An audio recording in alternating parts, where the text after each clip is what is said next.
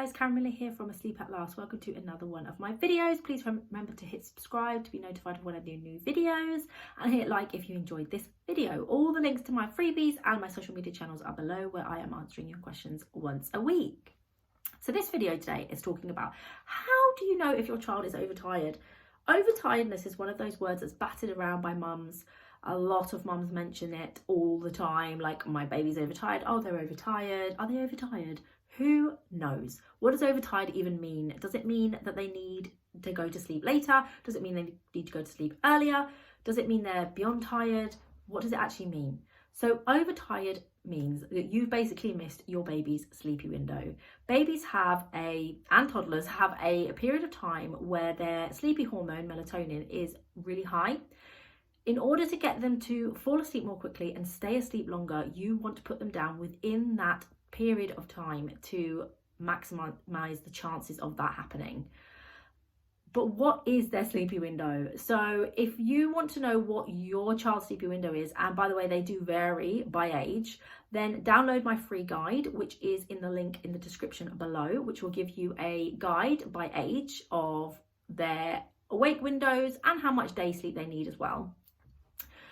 Because in order to ensure that your baby does not become overtired, you want to make sure that the balance of their hormones is basically pretty even.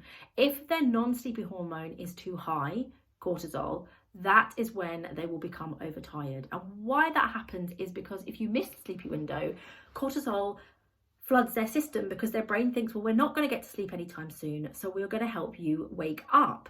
So they start getting this wakeful hormone, which is then why when you go and put them to sleep, because you can see that they're really, really tired, they then don't go to sleep even though they're really exhausted, and you can see that, but they won't give in. It's because physically they can't, they just cannot get to sleep. That hormone is too high. You are then fighting a losing battle. That's where you get the bedtime battles, that's where you get them fighting naps, and then you're on the back foot because they're not getting the naps they need for their age. Bedtime ends up being too late as well because they're fighting bedtime. They're then waking more frequently in the night because cortisol is still too high. And that is the reason why they are overtired. Remember as well is to put your child down within their awake window. So if their awake window is 2 hours, don't put them down at 2 hours.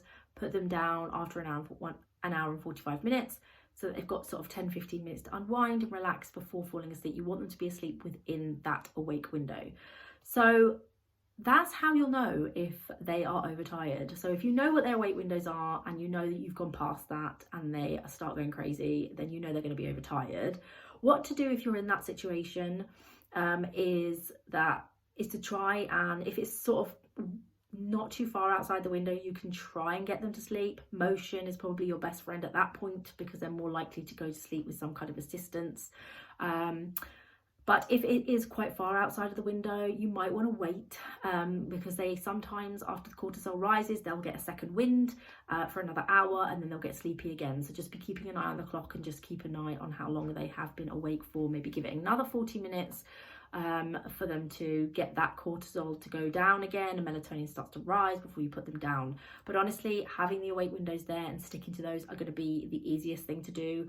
It is such a simple thing, but if you know them and you stick to them, it will change your life, and it will ensure you get them the day sleep that they need for their age, which then in turn sets an age appropriate bedtime, which then in turn helps the night sleep as well. So it's a win-win situation.